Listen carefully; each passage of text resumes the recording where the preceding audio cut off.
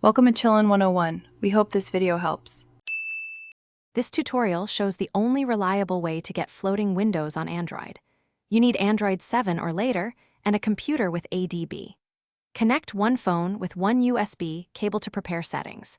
You must enable developer options on your device before running commands. I will walk you through the ADB command and then how to open apps in freeform windows.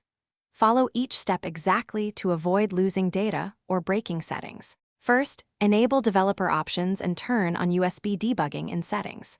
Next, connect your phone to the computer with one USB cable and authorize the computer. Open a terminal and run the ADB command shown for freeform support. The exact command is a DB shell settings put global enable freeform support 1. After the command completes, reboot the device once to apply the change and finalize freeform availability. Install a launcher such as Taskbar to create and manage floating windows easily. Open Taskbar and add apps or activities to the quick launch list for freeform behavior. Launch an app from Taskbar to force it into a floating freeform window on screen. Use the window border or taskbar handles to resize, move, or snap windows on demand. Close a floating window with the App Close button or via taskbar controls when you finish.